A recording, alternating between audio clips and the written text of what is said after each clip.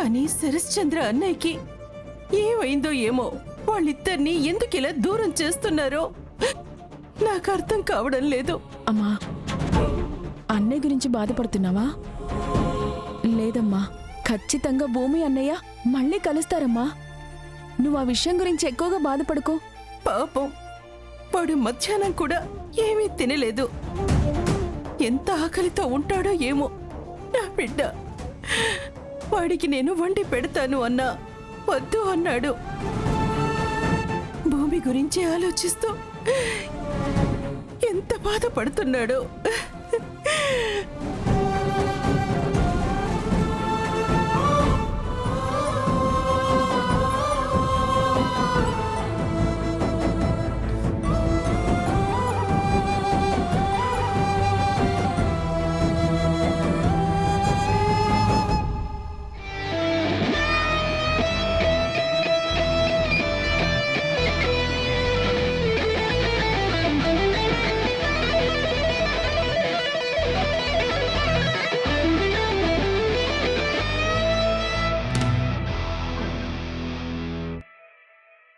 ముందుగా గిటార్ని గట్టిగా పట్టుకో.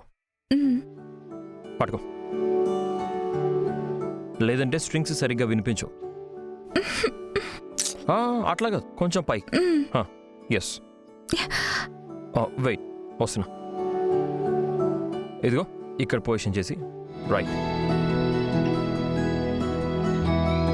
ఇది ఇలా పట్టుకోవాలి. ఓకే, ఇది ఇలా ఫ్రంట్ ఇలా పట్టుకొని ఈ తంబుని వెనక నుంచి సపోర్ట్ చేయాలి.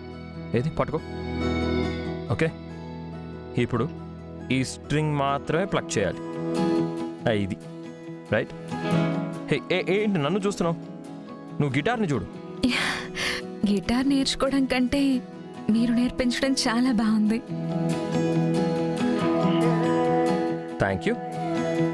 ఓకే, ఇప్పుడు EFG చెప్పాను కదా, ఆ నోట్స్ని వరుసగా ప్లే చేయి. Okay, come on,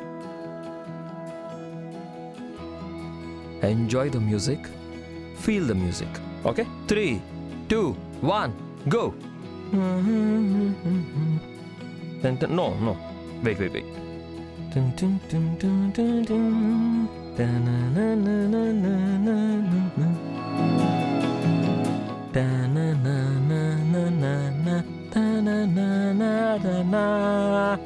Yes, feel my... Gagan? Oh. Tara! నా రూమ్లో ఏం చేస్తున్నావు నువ్వు? What are you doing in my room?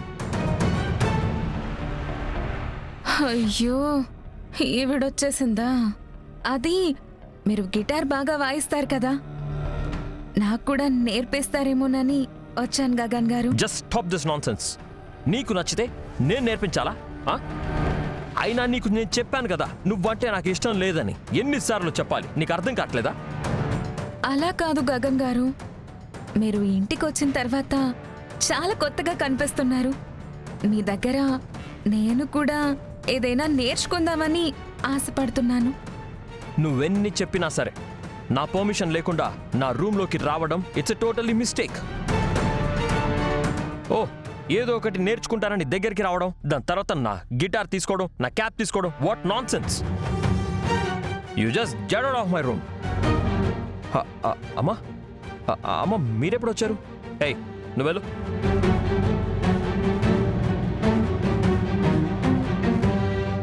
చెప్తే వినదు, నాన్ సెన్స్. స్టాప్. ఏంటమ్మా ఇలా వచ్చావు? మధ్యాహ్నం కూడా నువ్వేం తినలేదు కదా నాన్నా. ఎంత ఆకలితో ఉంటావో అనిపించింది. తల్లి బిడ్డ కడుపు చూస్తుందంటారు. నీ ఆకలి నాకు తెలుసు, అందుకే నీకు భోజనం తీసుకొచ్చాను, తిను. అయ్యో, ఎందుకమ్మా మీకంత శ్రమ? నేనే కిందికి వచ్చేవాడిని కదా, మీరు ఒక్కసారి పిలిస్తే సరిపోయేది కదా. Thank you.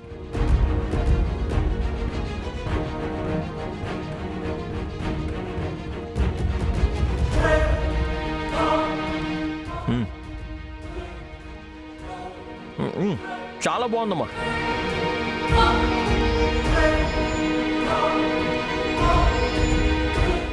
నాకెందుకో తారా విషయం ఆందోళనకరంగా ఉంది. అర్జెంటుగా ఈ విషయం భూమికి చెప్పాలి. లే సూర్య, ఎంత ఆలోచించినా వాడు గగనని నేను నమ్మలేకపోతున్నాను. గగనే మేడం, మేము కొడైకెనాల్లో అక్కడ ఆకాష్ని కళ్ళారా చూసొచ్చాం కదా. ఆకాష్ అక్కడున్నాడంటే ఇక్కడున్నది గగనే. నో నో, నేను అస్సలు నమ్మను. ఎందుకంటే ఆ గగన్ గడి క్యారెక్టర్ నాకు బాగా తెలుసు. ఏ పరిస్థితుల్లో ఎలా రియాక్ట్ అవుతాడో కూడా బాగా తెలుసు. నా కోడల్ని నా వెంట పంపించండి శారద అన్నప్పుడు, మా భూమిని నేను పంపించను అన్న వెంటనే, ఎందుకు పంపవు, భూమి నా భార్య అని ఆ గగన్ గాడైతే తప్పకుండా నిలదీసేవాడు. కాని వీడు ఏం చేశాడు? ఒక్క మాట కూడా మాట్లాడకుండా శారద వెంట పొలోమ నడుచుకుంటూ వెళ్ళిపోయాడు. అక్కడే నాకు అనుమానం కలిగింది. సూర్య, ఆ గగన్ గాడు కోడనాగులాంటివాడు. కాని వీడు మొన్నదిన్న పాములాగా సైలెంట్గా ఉన్నాడు. అంటే ఇక్కడ జరుగుతున్న విషయాల గురించి వాడికి పూర్తిగా అవగాహన లేదు. ఎవరితో ఎలా మాట్లాడాలి, ఎవరి ముందు ఎలా ప్రవర్తించాలి, ఏ సందర్భంలో ఎంతవరకు రియాక్ట్ అవ్వాలని అవి తెలియక భూమి చెప్పడంతోనే గగన్లా నటిస్తున్నాడు. అందుకే నా అనుమానం రోజురోజుకి బలపడుతోంది. కానీ మేడం, అదెలా సాధ్యం? ఆకాష్ కొడైకెనాల్లో ఉన్నాడు. ఇక్కడ గగన్ లేకుండా ఎలా ఉంటుంది? నిజంగా మీరు అన్నట్టు వీడు గగన్ కాకుండా ఆకాష్ అయితే నాకు అంతకంటే సంతోషం ఇంకేం ఉండదు. నేను గగన ఆకాశాన్ని మాట్లాడుతుంటే నువ్వు భూమిని పెళ్లి చేసుకోవడం గురించి మాట్లాడుతున్నావేంటి? ముందు వీడు గగన ఆకాశ అన్న విషయం తేల్ని, ఆ తర్వాత మిగిలిన విషయాలన్నీ. నువ్వు ఒక విషయం గమనించావా? శారదా నా కోడల్ని నాకు పంపించు అని అడిగినప్పుడు భూమి మొహన్ నేను చాలా జాగ్రత్తగా గమనించాను. గగన్ నిజంగానే తిరిగొచ్చుంటే ఆ భూమి కళ్ళల్లో ఆనందం కనిపించాలి. తన నోటి నుండి భర్త దగ్గరికి వెళ్ళిపోతాను అని మాట రావాలి. కానీ ఆ మొహంలో అసలు ఆనందం ఎక్కడ కనిపించలేదే. ఎందుకంటే వీడు గగన్ కాదని దానికి తెలుసు.